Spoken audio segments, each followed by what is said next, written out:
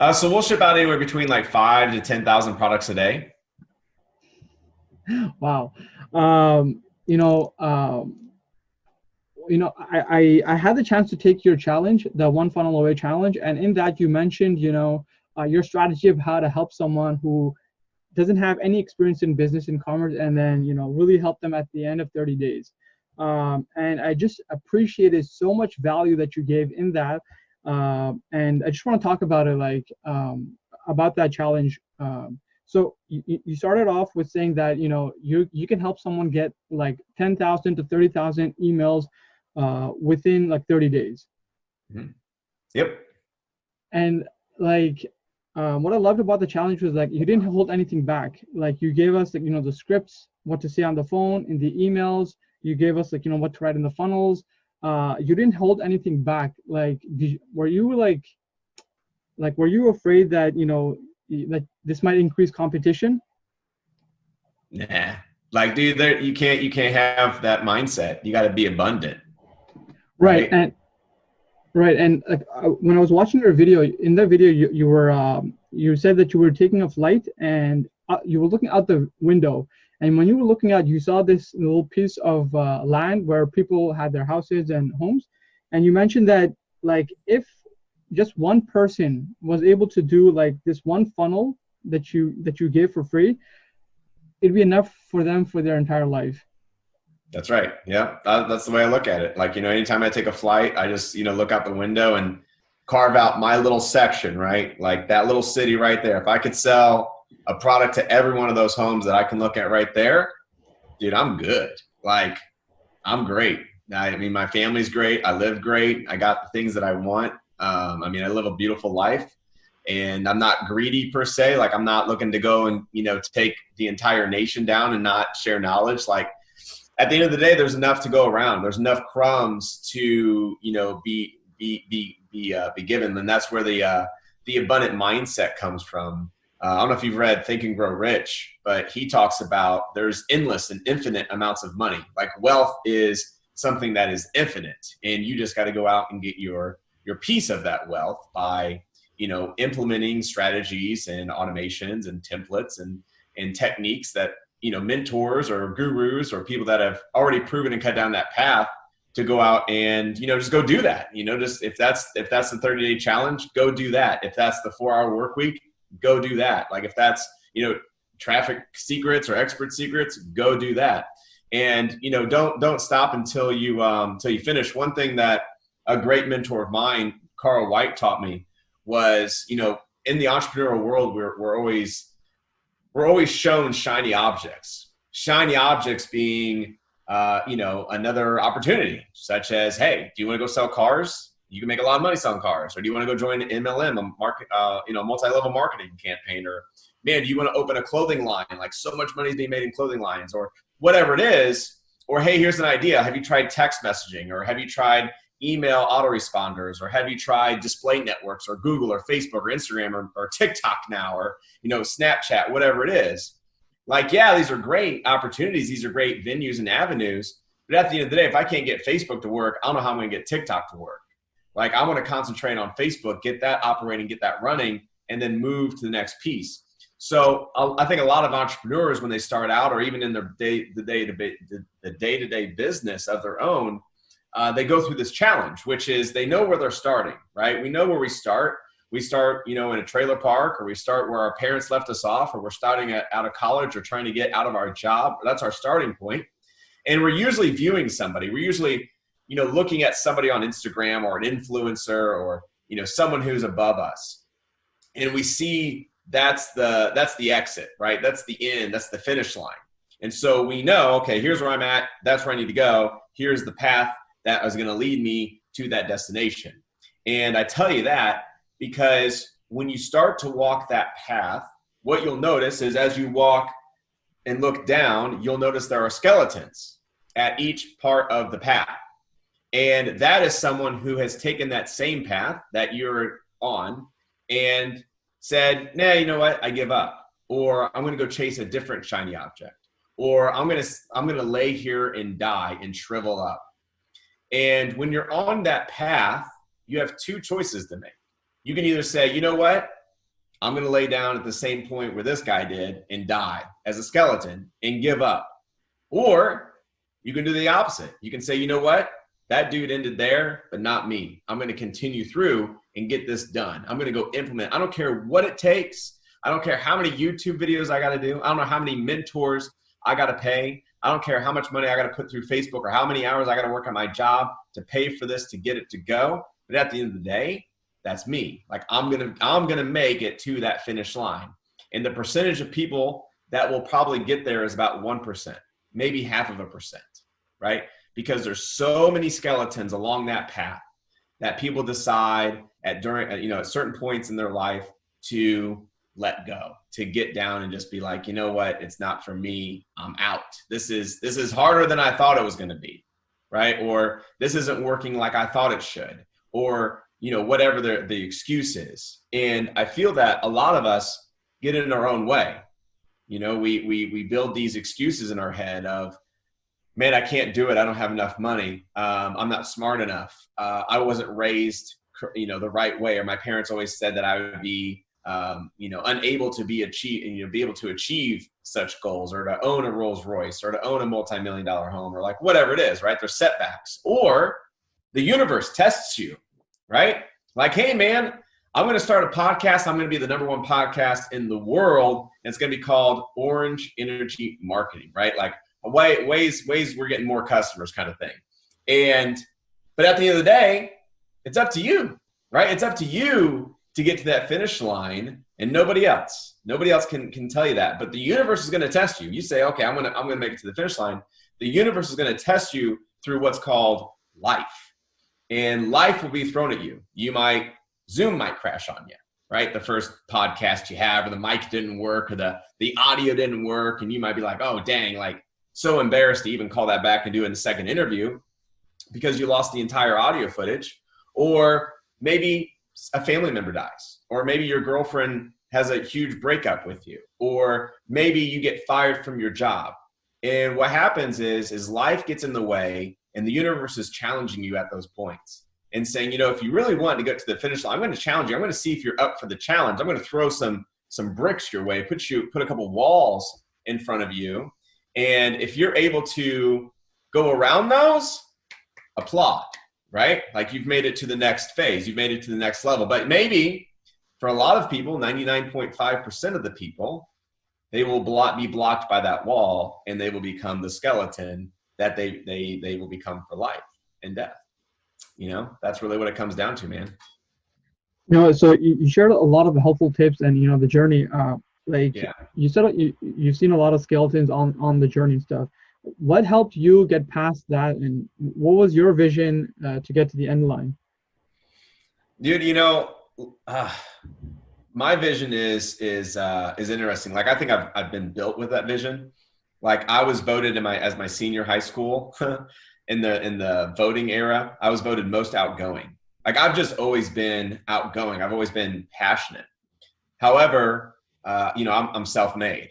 So I'm not a trust fund baby. I wasn't given, $100,000 outside of college. My grandmother didn't have, a wealth bucket that she just, dropped off at my front door. Like, everything has been self-made, and I've just always been dedicated and relentless to keep leveling up, right? Keep getting my craft right? Keep working on my craft, like making sure that I keep building and keep getting better. And I'm motivated through that. Like, the stuff that I get to do on a daily basis is a sandbox for me. Like, I thoroughly enjoy what I get to do. Did life always be like that? No. I went to engineering school, hated life, I didn't hate life, but I hated my job. I hated, going to work to do things that I didn't want to do. And then I became an insurance agent where I had a boss. I had like 4 bosses, and it was just dreadful, right? There was so much pressure and pain and like I had no control.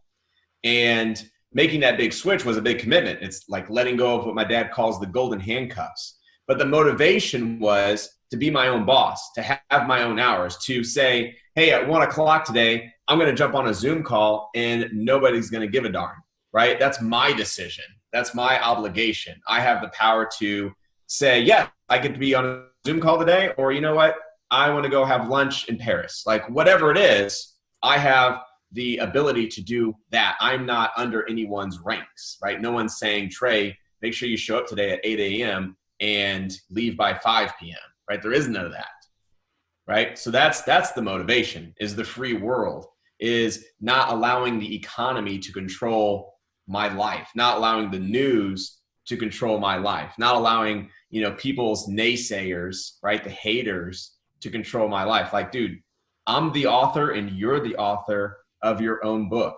You, my friend, get to write the chapters, and you're the only one with the pen.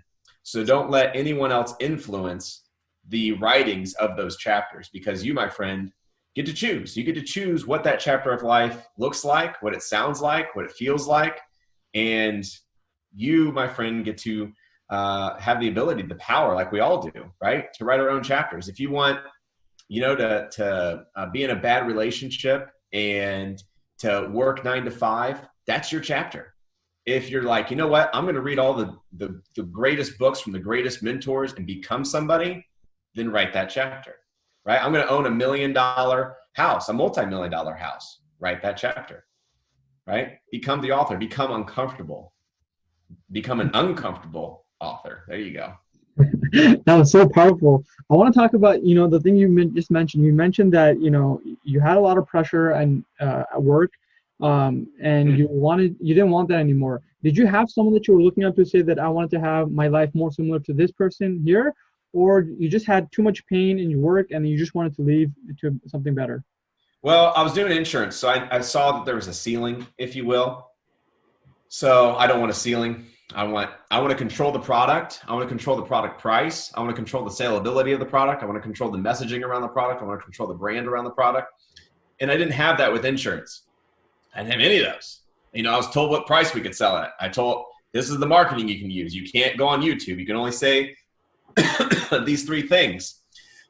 Here's when you have to be at the office. Here's the phone calls you need to call today. Here's how many leads you need to generate. Like, there's no control over any of that.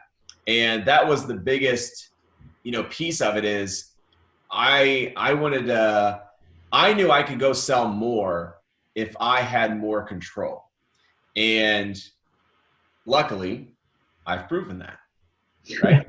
I can go out and sell. So you're saying that, you had the belief that you could sell more. Like, did you have that skill, or you just believed you could do it? I believed. Yeah, I believed. And then I learned. So belief came first for me. And then I had to learn. I had to learn how to sell online. Like, how is Facebook free? Like, what's an ad on Facebook? Like, what is that? Spanish? What does that even mean? To do an ad on like, what do you do? Put your credit card in and then like it works? Like, how does that work? What's a landing page, right? What's a website? Like, how do you get somebody to come off Facebook and then actually give you money? Like, that's amazing. That's magical, if you will. That's an illusion or a magic trick, to literally have someone in the middle of the nation that knows you from Adam to pick out their credit card out of their wallet and give it to you.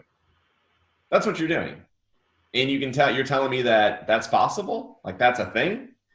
And I had to learn, right? I had to believe. I mean, I saw other people doing it, so the believability was there. I didn't know how to do it. So I had to go invest in mentors. I had to go, put cash up front, what they call skin in the game. And my first mentor was $2,000 a month.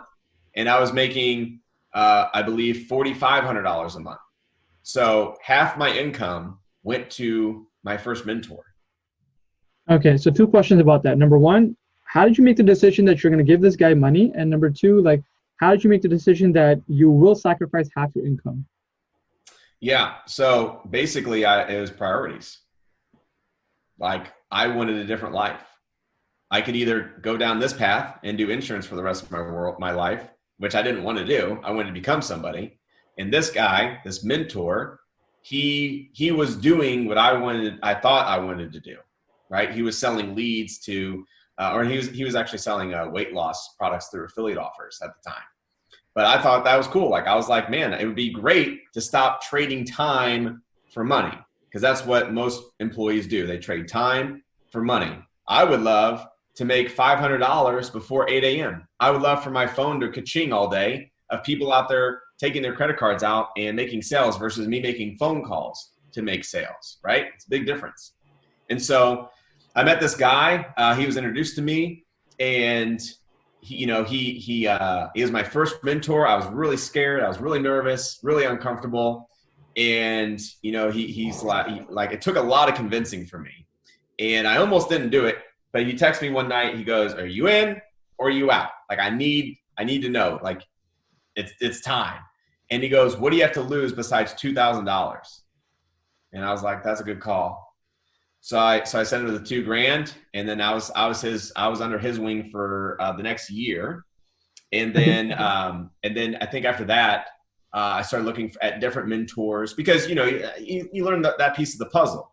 Every mentor has a piece of your puzzle. So whatever you're wanting to go out and do, if that's webinars or if that's coaching or teaching or educational, selling physical products, like, every mentor is going to give you just a piece of that entirety of a puzzle, right? I don't feel there's any one mentor that can give you the full puzzle. They can sure try, but for you to learn copywriting, so Facebook ads, or advertising, affiliate marketing, inbound call center stuff, text messaging, email scripts, sales channels, sales funnels, order forms, conversions, optimization. Like, that's a lot of puzzle pieces that you have to learn just to do online marketing. And so my goal was to go in and hire the best of the best mentors, no matter what it cost, and have them teach me, educate me, right? And I took studious notes. I showed up to every call early. I stayed late. I asked the questions. I would email in, "Hey, do you have this template? Can I have this?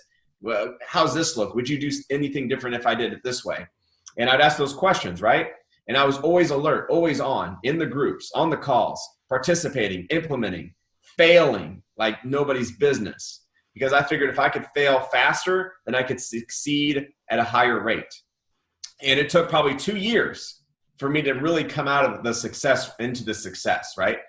Like, it wasn't overnight success. It wasn't a month of success. It probably took me around 2 years to start building the puzzle pieces and mix matching things that I've learned from all these different mentors to actually create this new path that I've created for myself. And like I said, even to this day, I'm always perfecting my craft. Like there's new things that are happening, new technology, new merchant accounts, new sales optimization funnel techniques, new little ways to get someone to convert. Like, all that stuff is always changing. So you got to keep updating, right? You got to keep learning, or else you out. Okay. So when you had spent that $2,000 for your mentor, was your family okay with it? I was my family. I wasn't going to tell my parents I just spent $2,000. Okay, so you didn't tell anyone you were going to give this person $2,000? Nah. Okay. Slice it on the credit card. Okay, and when that person, he said to you, what do you have to lose? Like, how did that convince you to take a chance on that? Well, why was that so convincing?